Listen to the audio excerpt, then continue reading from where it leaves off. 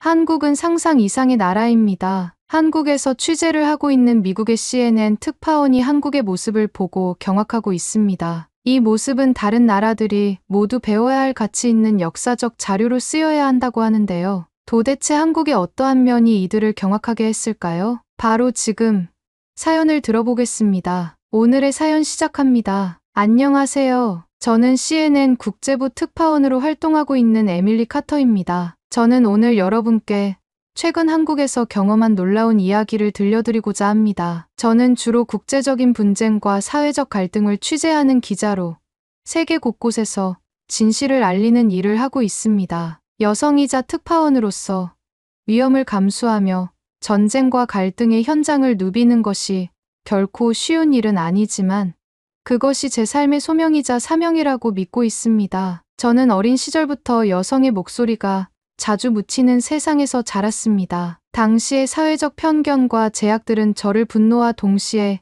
결심으로 이끌었습니다. 나도 무언가를 바꿀 수 있는 목소리가 되고 싶다는 생각은 제게 큰 동기를 부여했습니다. 그래서 저널리스트가 되어 세상 곳곳에 숨겨진 이야기를 세상에 알리고 싶었습니다. 대학에서 국제관계학을 전공하며 갈등 지역의 현실과 고통을 배우게 되었고 그곳의 진실을 알리는 것이 제가 할 수 있는 일이라고 결심했습니다. 여성으로서 현장에 나선다는 것은 종종 신체적, 정신적으로 더 많은 도전을 의미하지만 저는 그 어려움을 두려움보다 사명으로 받아들였습니다. 최근 한국에서 취재를 하고 있는데 앞선 해외의 시위 현장에서 느꼈던 경험과는 너무나 다른 분위기여서 놀라움을 금할 수 없었습니다. 특파원으로서 해외 취재를 나갈 때마다 사명을 가지고 임했지만 때로는 두려움이 저를 잠식했던 적이 많았습니다. 예를 들면 프랑스와 미국에서의 취재 경험이 그러했습니다. 프랑스에서의 취재는 제 삶에서 가장 극적이고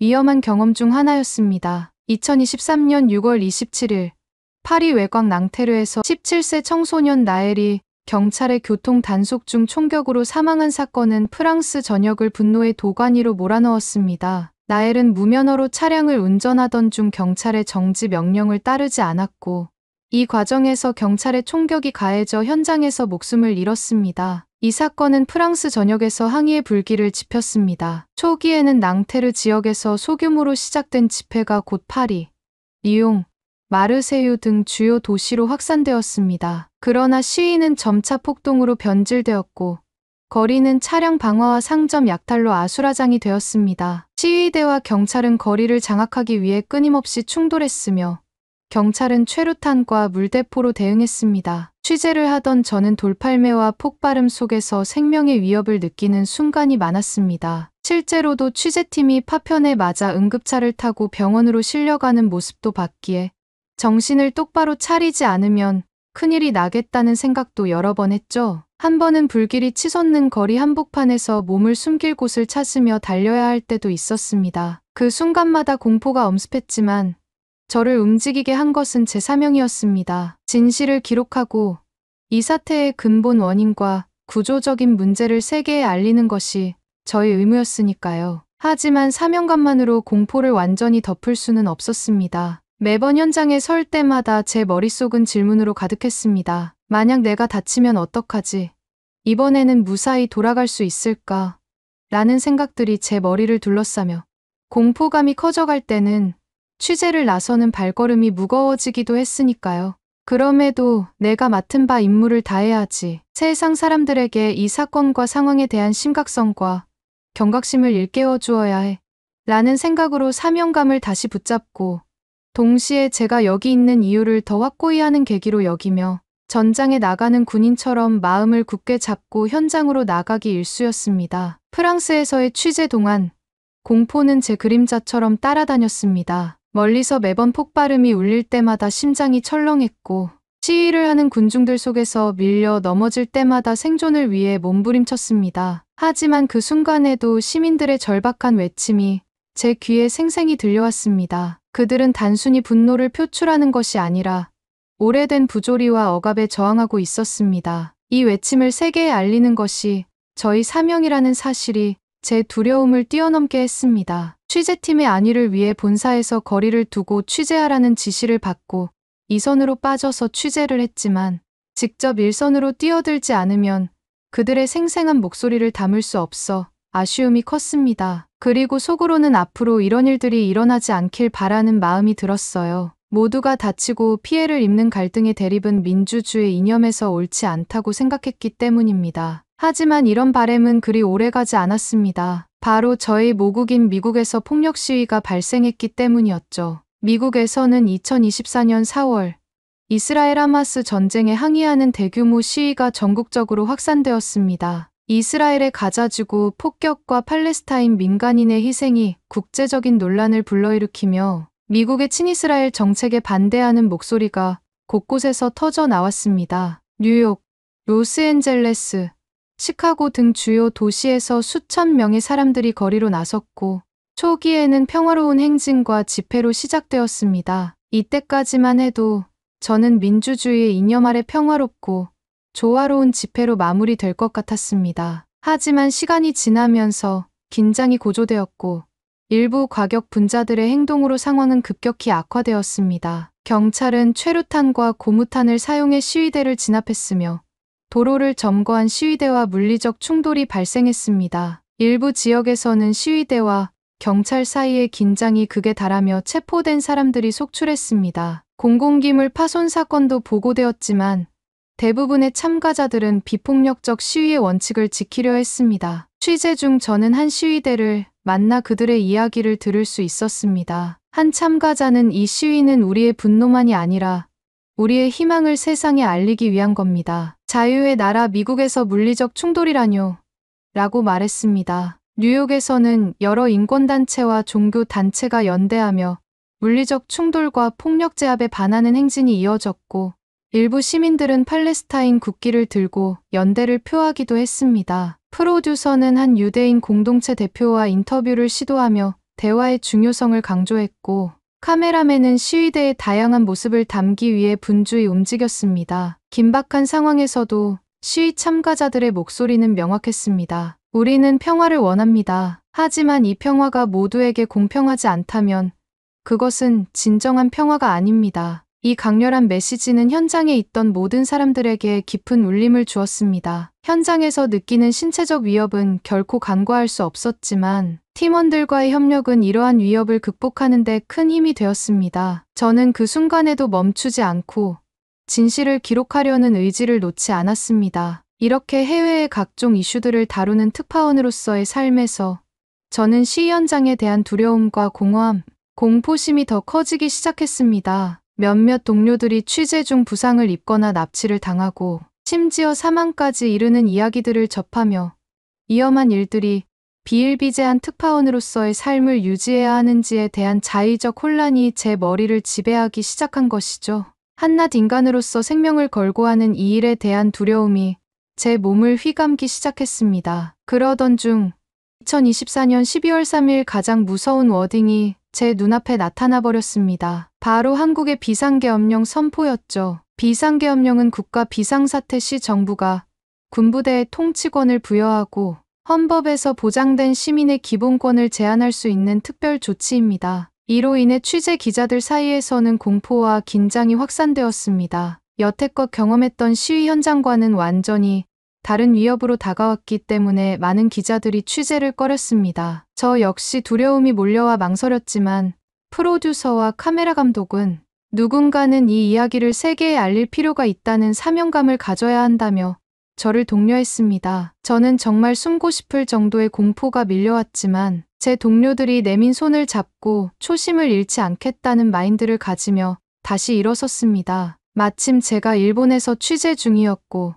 한국과 가장 가까운 위치에 있었기 때문에 발 빠르게 대응하기 위해 비행기에 몸을 실어 한국으로 향했습니다. 공항으로 가는 길부터 저는 이미 만반의 준비를 하고 있었습니다. 그러나 동시에 마음 한구석에는 두려움이 자리 잡고 있었습니다. 비상계엄령은 한국의 역사 속에서 군사정권 시절 억압적 통치와 연관되어 있다는 사실을 알았기 때문입니다. 미국에서 자란 저로서는 이러한 상황이 생소했지만 취재를 통해 들은 과거 사건들은 그 긴장감을 충분히 상상하게 만들었습니다. 이번에도 폭력적인 충돌 현장을 마주하게 될 것이라 예상했습니다. 시위대와 군부대가 충돌하며 혼란이 벌어질 것이라는 불길한 예감이 머릿속을 맴돌았습니다. 군부대가 동원된다는 뉴스는 긴장을 높였고 한국의 역사적 맥락에서 비상계엄령이 어떤 의미를 지니는지 알게 되며 이번에도 혼란과 폭력의 현장을 마주할 가능성을 걱정하게 만들었습니다. 비행기 안에서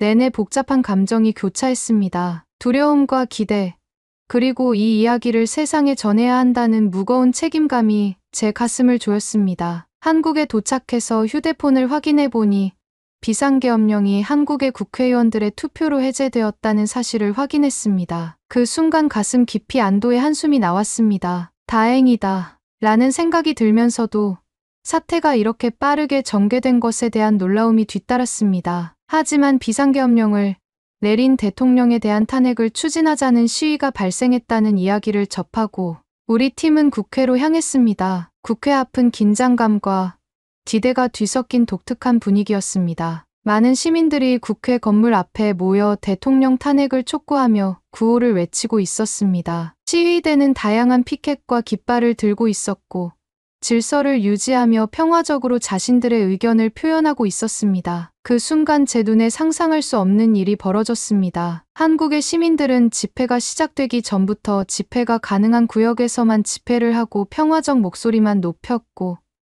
폭력이 벌어질 법한 긴박한 상황 속에서도 서로를 존중하며 시위에 임하는 것이었어요. 더욱더 놀라운 것은 집회 중간중간에 바닥에 떨어진 쓰레기들을 주우며 주변을 정리하고 다시 시위를 하는 모습에 경악을 금치 못했습니다. 그중 가장 놀라웠던 것은 일부 시민들이 아이돌 응원봉을 들고 나와 시위 현장을 밝히고 있었다는 점이었습니다. 현장에서 이야기를 들어보니 과거 한국에서 중요한 시위 때 시민들이 진실의 촛불을 들고 집회를 열었던 전통이 있었는데 이번에는 촛불 대신 영원히 꺼지지 않는 빛을 상징하는 아이돌 응원봉으로 대체했다고 했습니다. 나중에 찾아보니 아이돌 응원봉은 전 세계에서 한국이 최초로 발명한 것이라고 하더군요. 이는 단순한 대체물이 아니라 지속적인 연대와 희망의 메시지를 담은 상징으로 받아들여졌습니다. 이 이야기를 듣고 저는 놀라움과 감동을 동시에 느꼈습니다. 응원봉의 밝은 빛은 어두운 밤을 환하게 밝혔고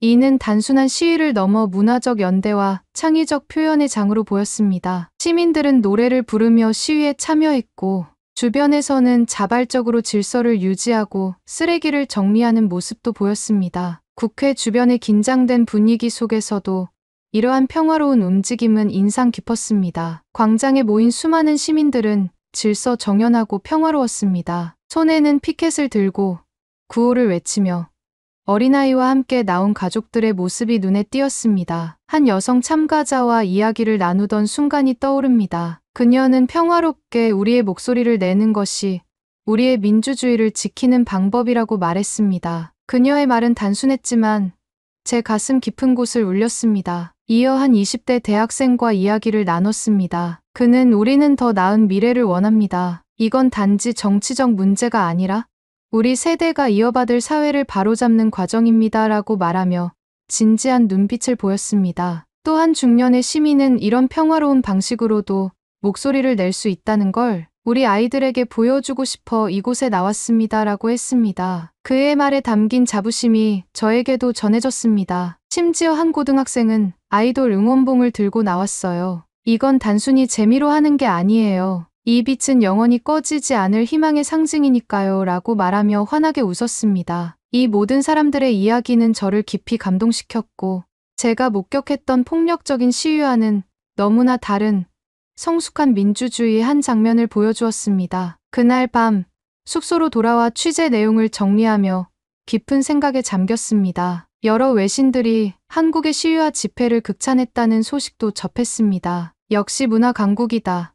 자칫 폭력으로 변질될 수 있는 숨막히는 상황 속에서도 한국의 음악으로 즐거움으로 승화시켰다. 한국은 해악의 민족인 것 같다는 평가들은 저에게 한국의 시위 문화가 가진 독창성과 강렬함을 다시금 일깨워 주었습니다. 이러한 극찬은 한국이 단순히 시위를 넘어 문화적 연대와 창의적 표현의 장을 만들어냈다는 것을 세계가 인정하고 있다는 증거였습니다. 한국은 과거의 아픔을 딛고 민주주의를 성숙하게 발전시키고 있었으며 그 과정에서 평화와 대화를 통해 변화를 이루고 있었습니다. 여성으로서 또 특파원으로서 이러한 순간을 기록할 수 있다는 것은 저에게 깊은 의미를 남겼습니다. 이번 한국 취재는 저에게 단순한 뉴스 보도를 넘어 새로운 깨달음을 안겨주었습니다. 폭력과 분노가 아닌 평화와 대화가 변화의 원동력이 될 수 있다는 것을, 그리고 민주주의는 시민들의 성숙한 의식에서 비롯된다는 것을 배웠습니다. 아직도 한국에서는 시위가 계속되고 있지만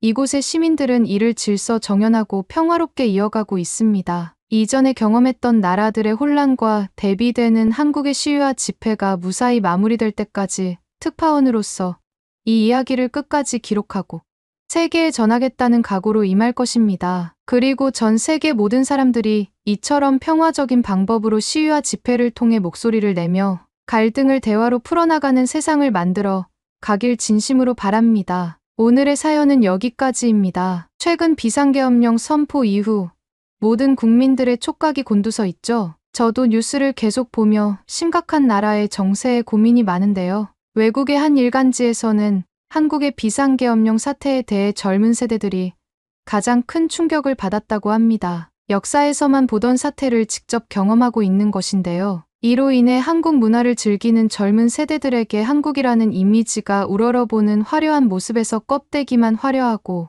속은 썩은 계란처럼 보인다고 합니다. 이런 모습들을 보면 참 안타깝습니다. 하루빨리 해결되길 진심으로 바라겠습니다. 그리고 최근 독감과 코로나가 다시 유행하고 있다고 합니다. 코로나 변형체가 추위에 적응을 했다는 학설도 제기된 만큼 조심해야 할 것 같습니다. 그리고 외부와 내부 공기의 온도차가 달라서 독감에 걸리기 쉬운 목 상태가 유지된다고 해요. 목 건강이 독감과 코로나의 가장 좋은 예방법이라고 합니다. 마스크는 필수로 착용하시는 것을 권장드리며 목을 마르게 하는 차나 커피는 되도록 멀리하고 미온수 섭취로 목을 항상 촉촉하게 유지해주는 것이 좋다고 해요. 여러분이 아프지 않고 항상 건강하길 진심으로 바랍니다. 그리고 오늘의 이야기가 마음에 드셨다면 구독, 좋아요 부탁드리겠습니다. 다음엔 더 좋은 사연으로 여러분을 찾아뵙겠습니다. 시청해 주셔서 감사합니다.